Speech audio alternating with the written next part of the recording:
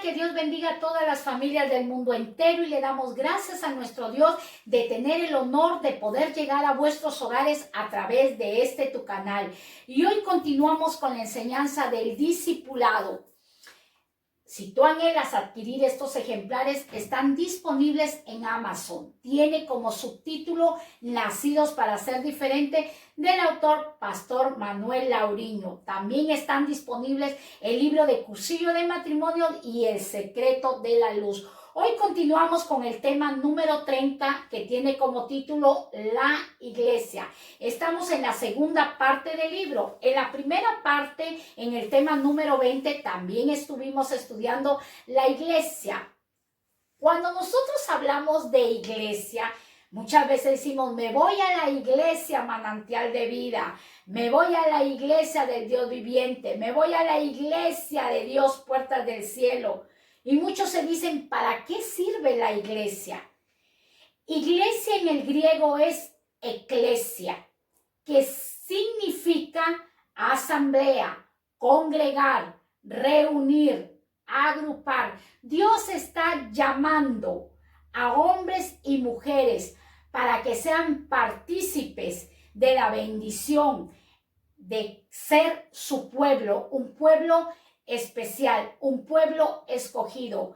Iglesia no es un edificio, iglesia no es una estructura, ya sea metálica, de madera, cual sea el material que se construya. Iglesia somos nosotros, grupo de personas del cual Dios ha escogido de antemano para que seamos un pueblo bendito, un pueblo de bendición. Ahora nosotros vemos una de las características predominantes de la sociedad occidental es el individualismo. El hombre occidental tiende a pensar en sí mismo como individuo.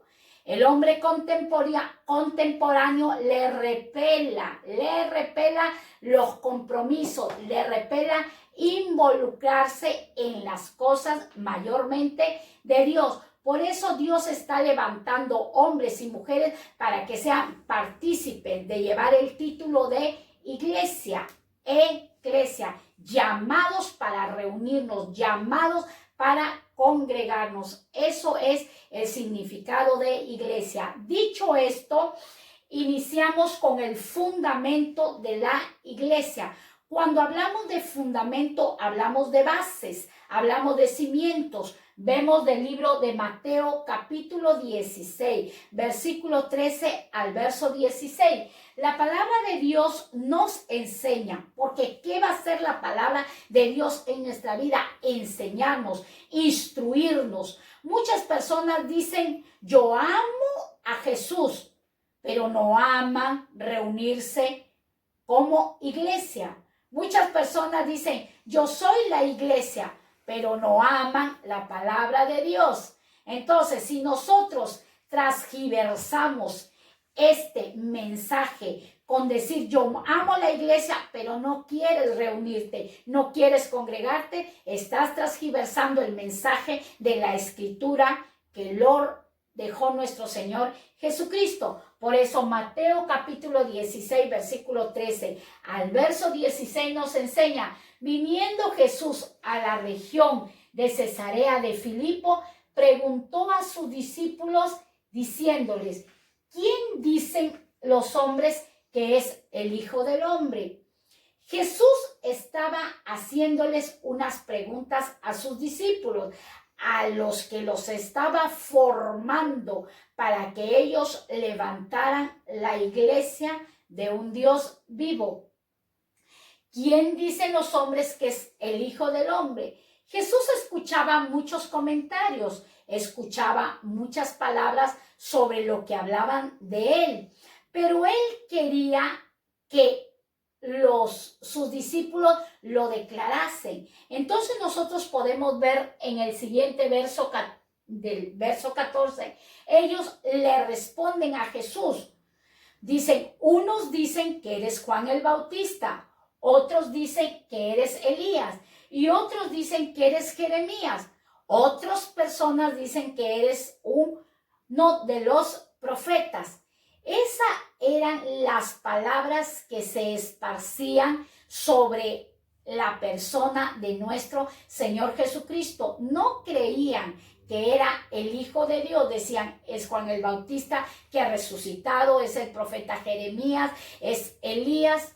Pero en el verso 15 Jesús le dice, ¿y vosotros quién decís que soy? Jesús se dirige a ellos en primera opción.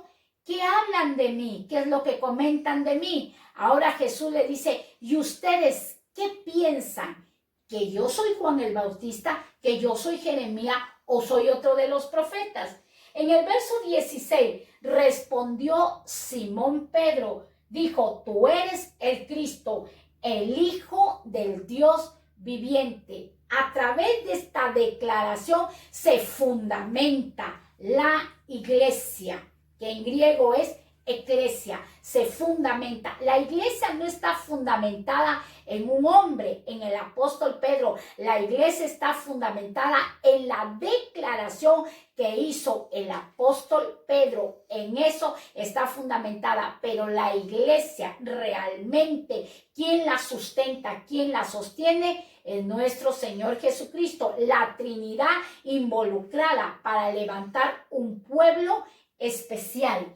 Entonces Simón Pedro dijo, tú eres el Cristo. ¿Qué significa Cristo? Mesías. ¿Qué significa Mesías? Ungido. ¿Qué significa ungido? Ungido es aquellos hombres en el Antiguo Testamento que Dios los consagraba para que en un cuerno de carnero vertieran aceite y ungieran a reyes y sacerdotes. Jesucristo es el sumo sacerdote y es el Rey de reyes y Señor de señores. Cristo, el Mesías, el ungido. Ahora, la declaración de Pedro impactó para que el reino de Dios se estableciera y se creara un pueblo santo. El libro de Hechos capítulo 2, verso 41 al verso 42, la palabra nos enseña, así que los que recibieron su palabra fueron bautizados y se añadieron aquel día como 3,000 personas.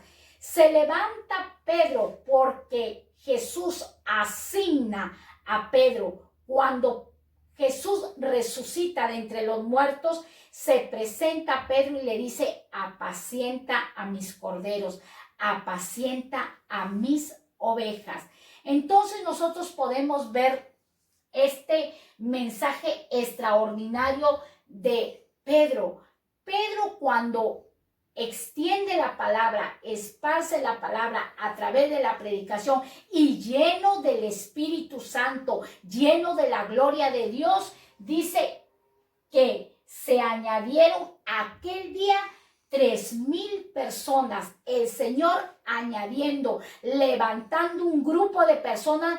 ¿Para qué? Para formar la iglesia de nuestro Señor Jesucristo, no del apóstol Pedro, sino la iglesia del Salvador, Jesús de Nazaret. Un hombre no puede salvarnos, solo el Hijo del Dios viviente trae salvación, renovación y restauración a nuestras vidas. Como lo dije anteriormente, la sociedad occidental tiende ¿a qué? A ser egoísta.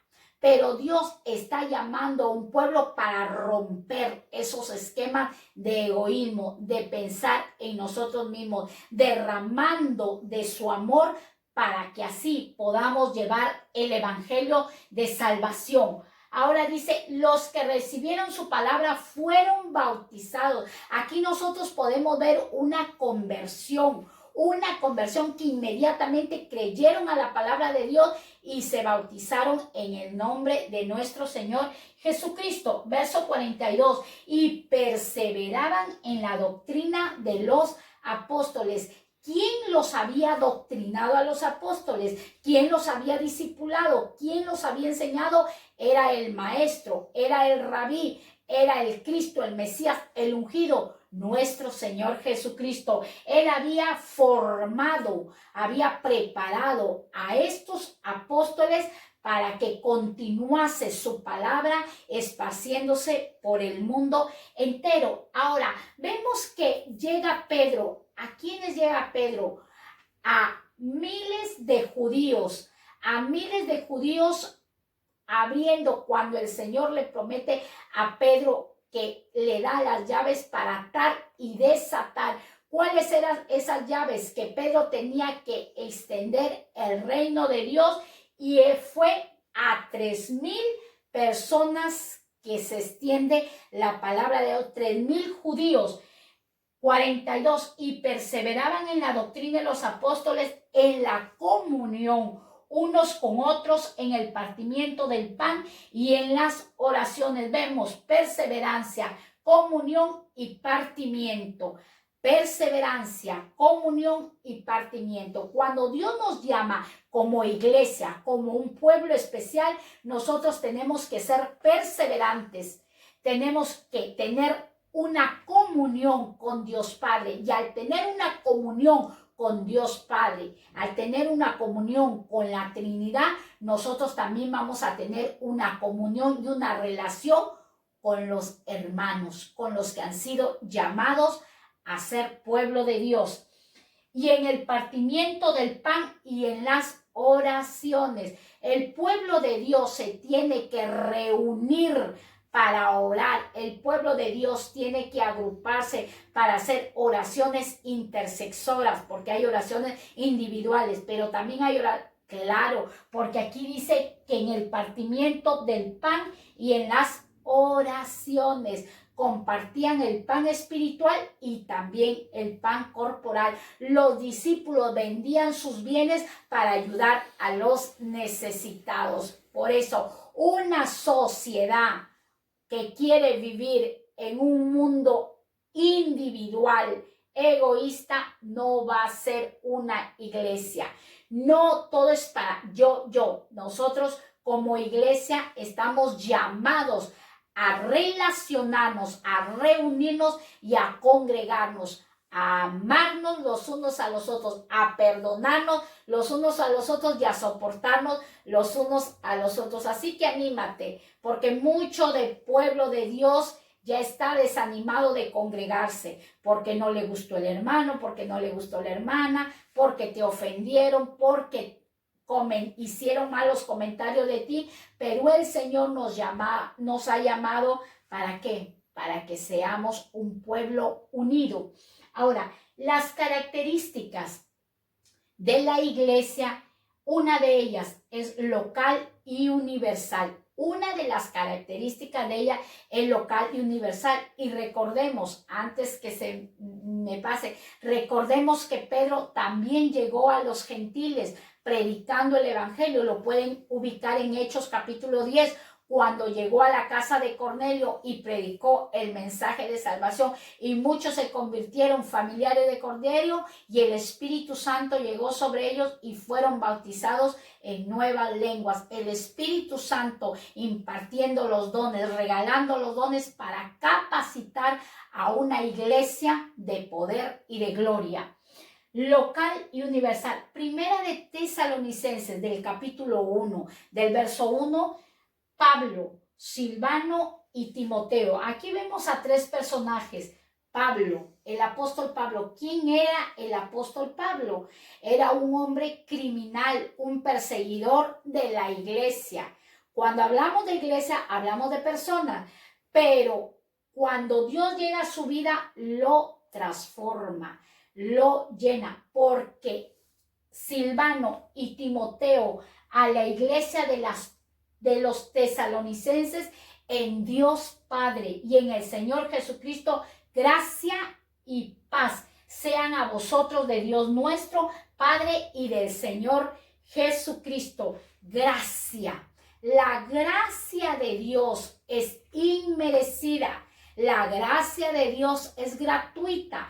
¿Qué es gracia? Es el favor de Dios, la bondad de Dios, la misericordia de Dios para su pueblo, para aquellos que le creen y le reciben a su Hijo como su Señor y su Salvador. Y esta gracia está para todos. Dios no tiene privilegiados. Dios a todos los quiere salvar. Por eso es la gracia. Dice que Pablo, Silvano y Timoteo a la iglesia de los tesalonicenses. Ellos se presentan aquí a un grupo de personas que estaban en Tesalónica. Ahora, gracia y paz sean a vosotros de nuestro Dios Padre y del Señor Jesucristo.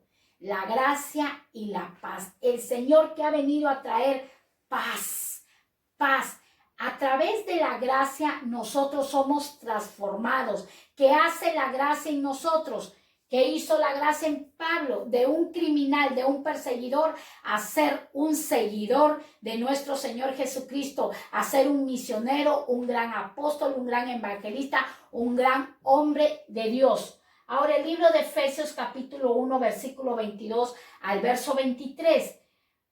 Y sometió todas las cosas bajo sus pies y lo dio por cabeza sobre todas las cosas a la iglesia, la cual es su cuerpo, la plenitud de aquel que todo lo llena en todo. Dice la palabra de Dios, y sometió todas las cosas bajo sus pies.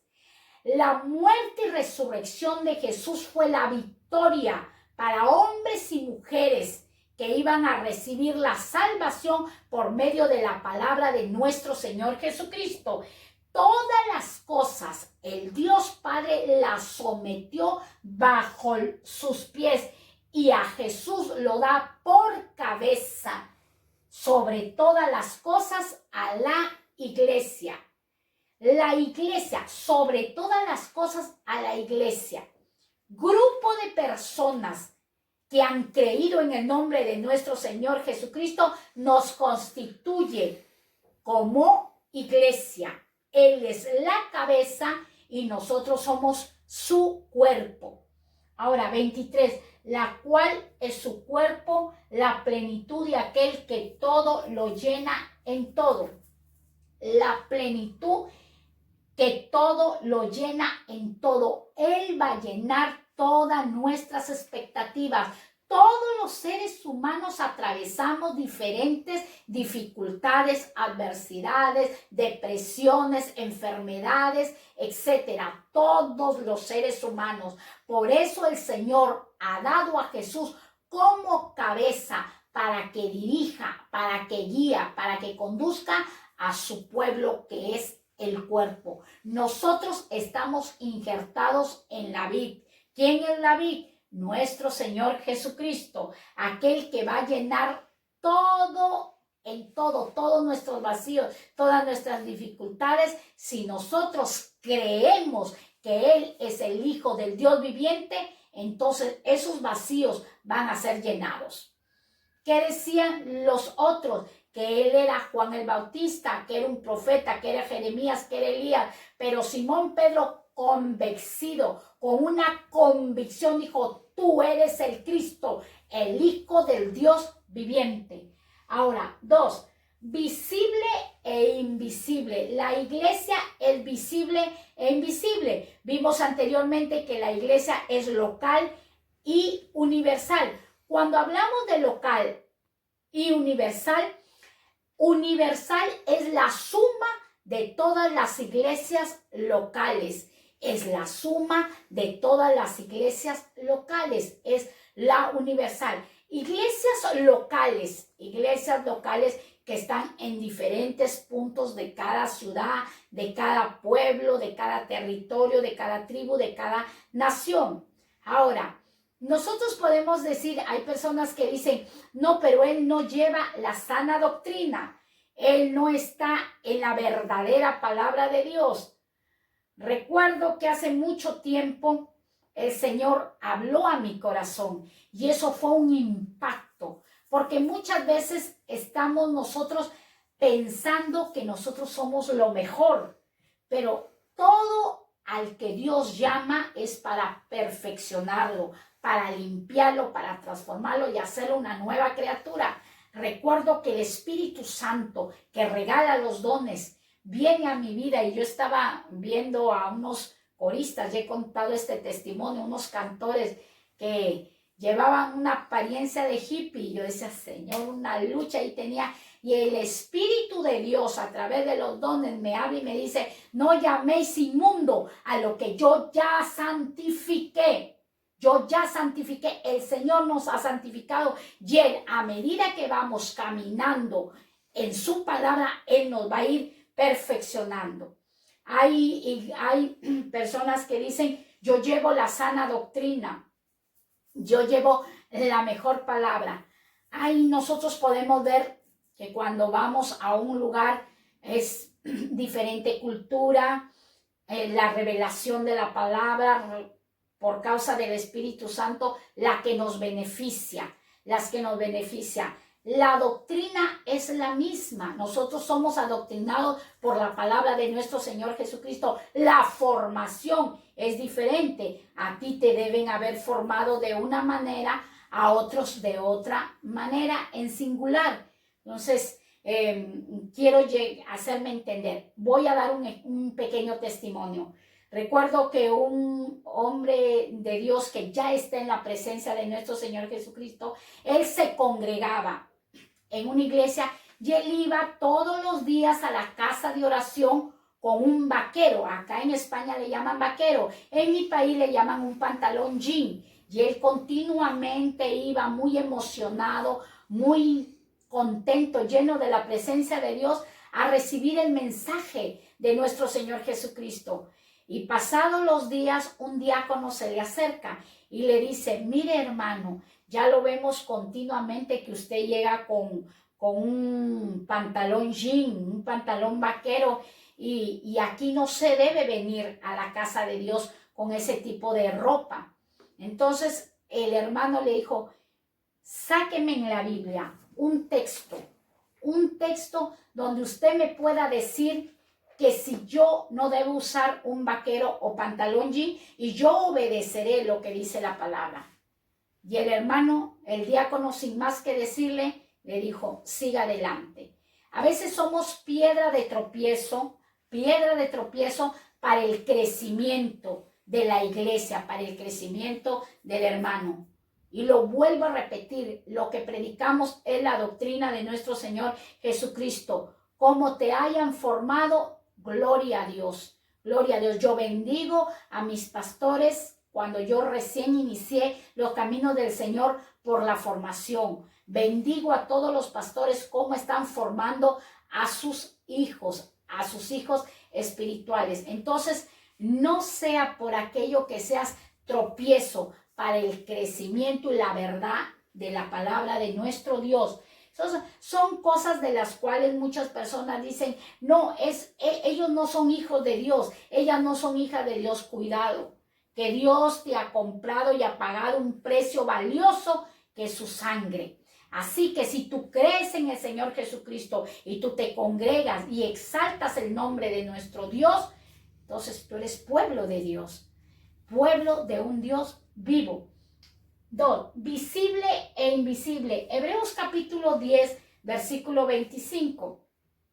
Dice, no dejando de congregarnos como algunos tienen por costumbre, sino exhortándonos, y tanto más cuando veis que aquel día se acerca. La palabra de Dios nos enseña que no dejándonos de congregar. Los tiempos que estamos viviendo son tiempos pandémicos, donde muchas casas de oraciones se han cerrado. Muchas casas de oraciones, el gobierno ha dicho que no se pueden reunir por los contagios. Pero no sea aquello que nos acostumbremos a ya no reunirnos, a no agruparnos como iglesia. Dios no quiere aquello, porque Dios ha dejado en el libro de Hebreos 10:25, no dejando de congregarnos. El congregarnos como iglesia va a hacer que seamos un pueblo unido, un pueblo fuerte. El éxito es la unidad espiritual. Cuando nosotros estemos unidos como pueblo, como hijos de Dios, entonces vamos a tener el deseo de congregarnos, el deseo de reunirnos, el deseo de soportarnos los unos a los otros. Ahora dice, si alguien ya no quiere congregarse, si alguien ya no quiere reunirse, la palabra nos enseña, exhórtalo, exhórtalo. ¿Cómo es exhortarlo? Aconsejarlo para que cambie de conducta, porque hay personas que dicen, yo ya no necesito congregarme, yo ya estoy con Dios, ya me voy al cielo. Pero la Biblia es clara, es infalible. Esta palabra es infalible, del cual dice, exhórtalos. Y tanto más cuando veis que aquel día se acerca. ¿Que de qué día está hablando el Señor? De aquel día que el Señor viene a recoger a su iglesia en el rapto, en el arrebatamiento. Todo esto tiene un inicio, pero todo esto también tiene un final glorioso para aquellos que perseveren como iglesia, como pueblo del Dios viviente. Ahora, cuando nosotros hablamos de visible e invisible, dice que la iglesia es la presencia visible de Jesús, invisible en el mundo. Lo repito, la iglesia es la presencia visible de Jesús, invisible en el mundo. ¿Cómo así? Nosotros somos embajadores de su palabra, embajadores de su palabra, asignados para llevar esta palabra a toda criatura, a toda nación, a toda tribu. Ahora, para el mundo, Jesús no existe. Es un historiador, es un pensador, pero para nosotros es el Hijo del Dios viviente, del Dios viviente. Y como embajadores tenemos que llevar esta palabra de amor, de unidad. No estar disputando que yo llevo la mejor doctrina, tengo la sana doctrina. No, es la doctrina de nuestro Señor Jesucristo, no es nuestra, es la de nuestro Señor Jesucristo. Entonces, no nos hemos sido llamados a reunirnos como iglesia para disputar cuál es la mejor denominación, cuál es la mejor congregación. No, hemos sido llamados ¿a qué? A amarnos, a respetarnos y a levantar la palabra de nuestro Dios. Ahora, el número 3, formada por hombres pero con sello divino. Esto lo quiero aclarar porque yo he predicado a muchas personas y dicen, ay, pero son hombres mortales, son hombres pecadores. Y empiezan a juzgar y empiezan, quizás es por la falta de conocimiento. Quizás yo también estuve en ese pensamiento por la ignorancia de la palabra de Dios. Pero la iglesia está formada por hombres, por mortales, pero con sello divino. ¿Cuál es el sello divino? El Espíritu Santo de Dios. La iglesia tiene una naturaleza doble. Es humana porque está compuesta por hombres, pero tiene el sello divino. Es el cuerpo de Cristo, es invencible, está viva. Con todo, este sello divino se manifiesta a través de estructuras humanas. Hay personas que dicen, yo voy a creer a la palabra de que está registrada aquí si viene el mismo Dios y me lo predica. Nosotros podemos ver en esta serie de enseñanzas del cual Dios dice en su palabra que esta iglesia está formada por mortales, fundamentada por nuestro Señor Jesucristo. El cimiento es nuestro Señor Jesucristo, pero nuestro Señor Jesucristo tiene que usar a mortales. ¿Para qué? Para que lleven la palabra de salvación con el sello divino, el poder del Espíritu Santo, un poder divino. Ahora, las metáforas que se usan para la iglesia, las metáforas, una de ellas es el cuerpo. Dios nos compara con un cuerpo, nos compara como esposa, como familia de Dios y como rebaño. Las metáforas que se le da a la iglesia. ¿Quién es la iglesia? Nosotros, personas vivas, piedras vivas, cuerpo. Cuando hablamos de cuerpo, este cuerpo necesita nutrientes para vivir, para crecer, para avanzar, para trabajar, etc. Ahora, Dios, a través de su palabra, Jesús es la cabeza y nosotros, toda la iglesia universal e iglesias locales, somos el cuerpo de nuestro Señor Jesucristo. Somos su cuerpo. Todos con diferentes funciones. Unos son diáconos, maestras de escuela bíblica, pastores, evangelistas, maestros, profetas, etcétera, con diferentes funciones. Es el cuerpo. Otra de las metáforas que se les da a la iglesia es la esposa. Cuando hablamos de esposa, ¿de qué estamos hablando? De un matrimonio. Dios compara a su pueblo como un cuerpo. Dios compara a su pueblo como una esposa. Jesús se ha desposado con su iglesia para presentarla como una iglesia virgen y pura. Ahora, qué interesante que Dios compara a su iglesia como un matrimonio.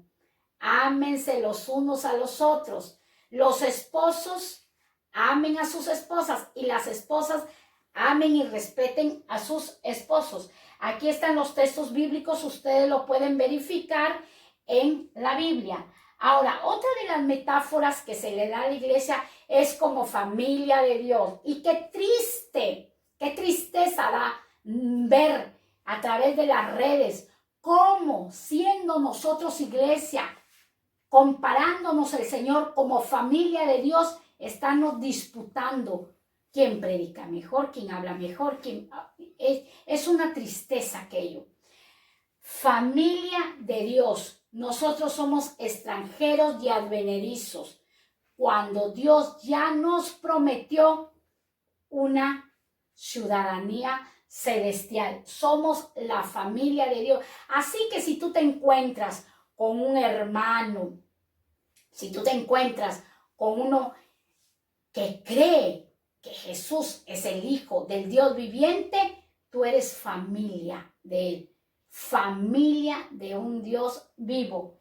Rebaño, Hechos capítulo 20, versículo 28. El rebaño es comparada a la iglesia como un rebaño, un pastor que va guiando, va conduciendo a las ovejas. ¿Para qué? Para apacentarlas. ¿Qué es apacentarlas? Alimentarlas, darle pasto.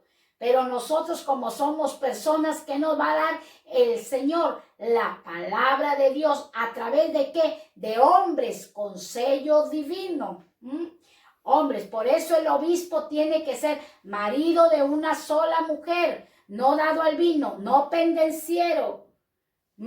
Tiene que ser de buen testimonio para que nadie reproche ni hable mal de aquel. Ahora vemos, a los miembros se les llama, a los miembros, ¿cómo se les llama? Los del camino. Así que si te van diciendo los del camino, todo tiene un inicio y todo tiene un fin. Iniciamos como convirtiéndonos a la palabra de nuestro Dios. Así iniciamos con una conversión y finalizaremos yendo ¿a dónde? Al cielo. Pero todo eso requiere un esfuerzo, todo eso requiere una preparación. Por eso Dios nos llama a congregarnos. Hay personas que no les gusta congregar porque no les gusta sujetarse a la autoridad. Y dicen, no, a mí nadie me va a mandar, yo ya lo sé todo. Déjame decirte que no lo sabemos todo. No lo sabemos todo. Día a día nosotros estamos aprendiendo. Aún de los que maman, Dios fundó las fortalezas. Ahora dice, santos, santos. ¿Por qué nos llama santos? Porque tenemos que apartarnos y separarnos ¿de qué? Del pecado. santos, separarnos del pecado, santificados con la sangre del Cordero. Ustedes lo pueden ubicar en Filipenses capítulo 4, verso 21. Escogidos como un pueblo, como un gran tesoro. Nosotros somos escogidos de Dios. ¡Qué lindo! Y a veces tú te sientes rechazado, y dices, nadie me quiere. Ve a la fuente de amor, que es la palabra de nuestro Dios. Cuando te sientas solo, ve a la palabra de Dios. El Señor te escogió entre miles y miles. ¿Para qué? Para que seas su pueblo, su especial tesoro, su linaje escogido, la nación santa que Él adquiere. Discípulos, los discípulos. También a los miembros se les llama discípulos. Discípulos son personas que son llamados a enseñarles. Los discípulos, Jesús enseñaba a sus discípulos. Enseñaba con el propósito de ¿qué? De que también ellos enseñasen a otros. Hoy nosotros recibimos esta enseñanza y mañana tú estarás enseñando a otros y así será una cadena para que se extienda el plan de salvación por medio de la palabra. Los discípulos, soldados. ¿Cómo es un soldado? Un soldado es disciplinado. ¿Cómo tiene que ser una iglesia? ¿Cómo tiene que ser un hijo de Dios? Disciplinado, disciplinada. No hacer las cosas a última hora, sino con su debido tiempo. Atleta. ¿Cómo es el atleta? El atleta se entrena. ¿Con qué propósito se entrena el atleta? Con el propósito de llegar a la meta y obtener el trofeo. Eso es. También los miembros se les llama atleta o la atleta. Atleta, el propósito del atleta es perder en la carrera, es perder en la corrida. No, el propósito del atleta es llevarse el primer puesto. El propósito de Dios es que nosotros seamos vencedores, seamos triunfadores, seamos victoriosos. Ese es el propósito de Dios. Por eso el Señor a la iglesia, a la eclesia, le reparte, le bendice por el poder del Espíritu Santo los dones, porque solos no vamos a poder vencer. Es el Espíritu Santo el que nos va dando la revelación, impartiendo los dones para nosotros poder vencer y ser buenos atletas, buenos soldados, buenos discípulos. Ahora, labradores. ¿Qué es un labrador? Es un trabajador. ¿Cómo trabaja el labrador? Trabaja con paciencia. Ara la tierra con paciencia, cultiva la tierra, está pendiente de regar, de esparcir la semilla, ponerle para que no se infecte la tierra, los desinfectantes, podríamos decir, los insecticidas, para que no vengan y destruyan los bichos esa tierra. Entonces, nosotros como labradores, como hijos de Dios, como iglesia de Dios, tenemos que estar al pendiente de aquellas personas que Dios te ha dado para discipular, hablando la palabra de salvación. Los labradores con paciencia, trabajadores, no flojos, no ociosos, no perezosos, sino esforzados. Esforzados trabajando. No te desesperes si estás predicando y tu familia no se convierte, o tu vecino o tu jefe. No te desesperes, porque el labrador con paciencia espera la cosecha, con paciencia. Modelos de la iglesia en el Antiguo Testamento. Nosotros podemos ver en esta enseñanza del tema número 30, modelos de la iglesia en el Antiguo Testamento. Hemos estado viendo en el Nuevo Testamento, ahora vemos en el Antiguo Testamento. Uno de ellos es el arca. Recordemos que Dios le ordena a un hombre que fabrique, que elabore, que construya un arca, y ese hombre fue Noé, el privilegiado. En el diluvio, el arca era el lugar de la salvación. Solo los que estaban dentro fueron salvados. Dios fue quien dirigió el arca hasta el monte Ararat. ¿Quién es el que va a dirigir nuestra vida? Es Dios, usando hombres con sello divino.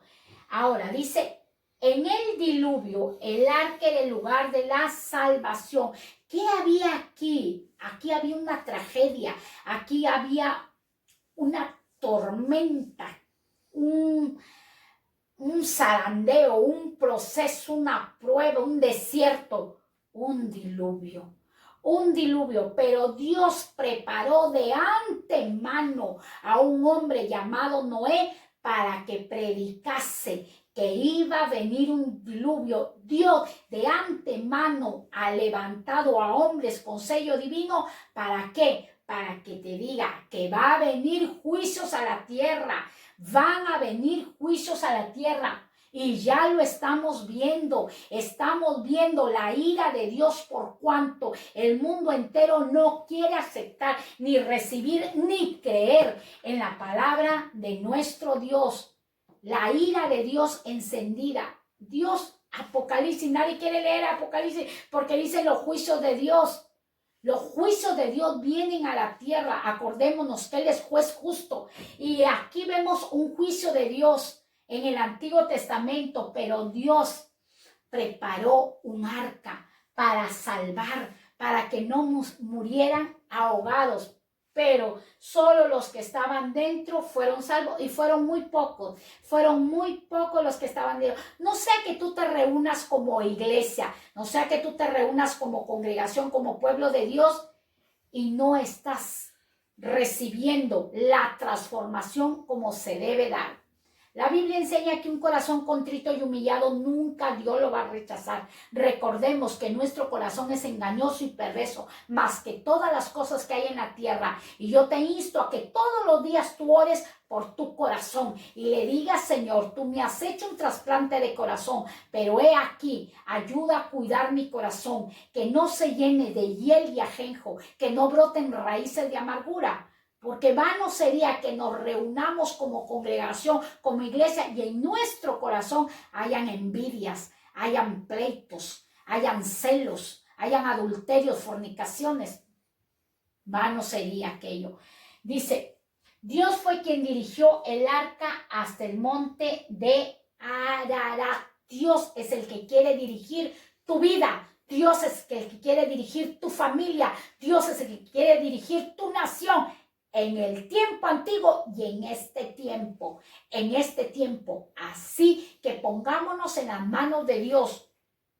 Y yo te invito a que tú seas iglesia y pertenezcas al cuerpo de Cristo, a la familia de Dios. 2, ciudades de refugio. En el Antiguo Testamento habían ciudades de refugio, sí. Números capítulo 35, verso 9 al verso 28. Vamos a leer el verso 9. Habló Jehová a Moisés diciendo, habla a los hijos de Israel y diles, cuando hayáis pasado al otro lado del Jordán, a la tierra de Canaán, os señalaréis ciudades, ciudades de refugio tendréis, donde huya el homicida que hiriere a alguno de muerte sin intención. Aquí nosotros podemos ver en el Antiguo Testamento Dios usando a dos hombres con sello divino, usando a Noé y usando a Moisés. Y dice que estos hombres de Dios, le da Dios la orden que se refugien en ciudades, un refugio. El primer refugio que fue el arca porque venían juicios a la tierra por la maldad del hombre. Dice, donde huye el homicida que hiere a alguno de muerte sin intención, un homicida que hirió a otra persona, pero sin intención, por accidente, por un accidente. Dice, sin intención, dice, señalaréis ciudades. Entonces nosotros podemos ver aquí a Dios que señala, instala, pone refugios. ¿Para qué? Para salvar, para salvar a esta persona que sin intención cometió un homicidio. Nosotros vemos en el Nuevo Testamento que un homicida, ¿cuál es? El que aborrece a su hermano, se constituye un homicida. Aquel hombre y aquella mujer que no puede amar ni perdonar a su hermano, se constituye un homicida. Y hoy en estos últimos tiempos hay muchos homicidas en la iglesia del Dios viviente y me da mucha tristeza. El apóstol Pedro dijo, tú eres el Cristo, el Hijo del Dios viviente. Hay muchos homicidas odiándose, aborreciéndose porque me quitó la oveja, porque hizo división y etcétera. Y eso Dios no quiere. Dios lo que resume en esta enseñanza es el amor de Dios para con toda la humanidad y que nosotros reflejemos a la persona de Jesús. Verso 12. Y os serán aquellas ciudades para refugiarse del vengador, y no morirá el homicida hasta que entre en juicio delante de la congregación. Hasta que entre en juicio delante de la congregación. Dice que estas ciudades eran ¿para qué? Para refugiarse hasta que entren en juicio delante de la congregación. En el Antiguo Testamento, la congregación juzgaba, a los ancianos se reunían, pero hoy estamos en el tiempo de la gracia, donde no podemos juzgar a nuestro hermano, no podemos estar levantando querellas contra nuestro hermano en Cristo Jesús, Salvador nuestro. Nosotros podemos ver qué interesante y qué importante es que nosotros conozcamos lo que es iglesia. Así que somos los del camino, somos los soldados, soldados de Cristo. Anímate y aliéntate. Así que si tú te has desanimado de congregar, si te has desanimado, estás con depresión, estás desalentado, sin esperanza, y yo te animo a que te vuelvas al Señor, a que te vuelvas a Él, pero de todo corazón. Y si tú estás congregando y estás teniendo resentimiento contra tu prójimo, la Biblia dice, ve y deja tu ofrenda y ponte de acuerdo con tu prójimo, pídele perdón, y Dios dice, y luego tú y yo estaremos a cuentas. Hay que ponernos a cuentas con Dios, pidiéndole perdón. El que pide perdón se va a humillar, y al que se humilla, Dios lo va a exaltar. Así que la iglesia requiere ¿de qué? De unidad. Cuando hay unidad, ¿qué va a haber? Crecimiento. Pero si no hay unidad, no hay crecimiento. Hemos sido llamados ¿para qué? Para llegar a vidas devastadas, a vidas destruidas, a vidas acomplejadas, llenos de trauma. Para eso hemos sido llamados, para bendecir a otros. A mí un día me predicaron la palabra y yo bendigo a mi cuñada, del cual me disertó el mensaje, me enseñó esta palabra, Marta Lama, y la bendigo con toda mi alma y con toda mi ser, y fue de bendición también para mi familia. Entonces, así que tú levántate, pídele, dile, Señor, yo no puedo predicar porque no soporto a mi vecino, no soporto, pídele perdón a Dios, ponte a cuentas con Dios y Él hará. Él es sobre todo y sobre todas las cosas, Él nos va a ayudar. Así que yo te invito a que tú hagas esta pequeña oración y te reconcilies con tu Salvador o lo recibas como tu Señor. Repite estas palabras conmigo y dile, Señor Jesucristo, en esta hora yo he escuchado tu palabra y yo te pido perdón porque un día fui iglesia, pero me separé porque no pude perdonar las ofensas, no pude perdonar los agravios. Hoy te pido perdón y me reconcilio y te recibo como mi Señor y mi Salvador. Amén. Ahora, si tú no lo conoces y hoy lo quieres recibir a Jesús y pertenecer al cuerpo de Cristo, Dile estas palabras: Señor Jesucristo, perdóname todas mis transgresiones, todas las ofensas. Hoy abro mi corazón y te recibo como el Señor de mi vida. Quiero que gobiernes y reines hasta el último respiro de mi ser. Gracias te doy, Padre, Hijo y Espíritu Santo. Así que si tú has hecho esta oración, busca una casa de oración donde congregarte para que así empieces a crecer en la verdad que es la palabra de nuestro Señor Jesucristo. Bendiciones y hasta pronto.